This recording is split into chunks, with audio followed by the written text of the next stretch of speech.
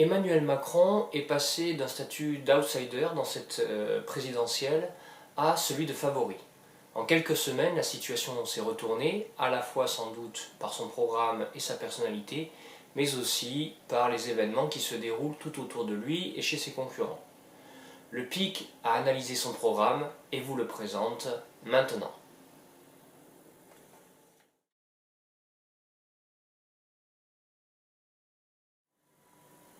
Alors, quel est le programme d'Emmanuel Macron en termes d'environnement? Premier thème, il souhaite placer la France en tête du combat contre les perturbateurs endocriniens et les pesticides. Il veut faire de la France le leader mondial de la recherche sur la transition environnementale. Et pour cela, il souhaite que les spécialistes étrangers bénéficient de formalités d'accueil accélérées. D'ici 2022, il souhaite que 50% des produits proposés dans les cantines scolaires, les restaurants d'entreprise soient bio, écologiques ou issus de circuits courts. Il veut diviser par 2 le nombre de jours de pollution atmosphérique et remplacer les vieux véhicules polluants avec une prime de 1 000 € pour acheter un véhicule neuf ou d'occasion moins polluant.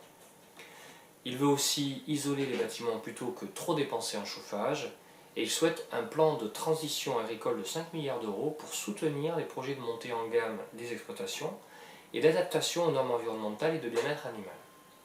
Alors on a là l'ensemble des mesures concrètes d'Emmanuel Macron. Après, il y a une vue un peu plus philosophique. Il veut changer le travail et l'entreprise bien sûr, mais il dit que ça ne suffit pas.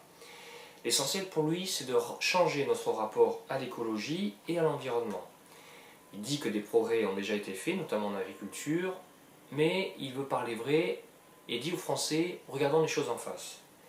Les dégâts que nous faisons collectivement au climat et à la biodiversité sont pour beaucoup irréversibles. Les conséquences sur la santé, ce sont des dizaines de milliers de morts par an rien qu'en France, avec des cancers de plus en plus nombreux et de plus en plus précoces. Ça, c'est un constat. Et pour lui, ce n'est pas qu'une question d'énergie, même si le réchauffement climatique est la menace la plus pressante. C'est aussi une question qui est posée à chacun d'entre nous. C'est une question sur notre modèle de développement et de production qui est posée et qui aussi peut permettre de créer des emplois avec l'économie verte. Surtout pour lui, c'est une question d'approche et de volonté. Nous avons tous les ressources pour changer ce qui doit l'être, ne plus continuer comme avant, pour surmonter aussi le poids des lobbies. Alors, il souhaite que nous fassions autrement et il croit que nous pouvons redevenir maîtres de notre destin. Il souhaite donc inventer un nouveau modèle de croissance. C'est effectivement une position philosophique intéressante, et ce qui est intéressant, c'est de dire que le réchauffement climatique n'est pas le seul problème environnemental.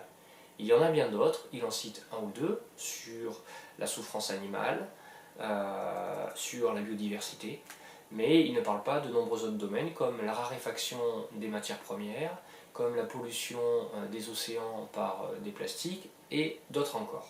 Il ne parle pas non plus de nucléaire, ni concrètement des problèmes de réchauffement climatique liés au CO2 et de la solution des énergies renouvelables.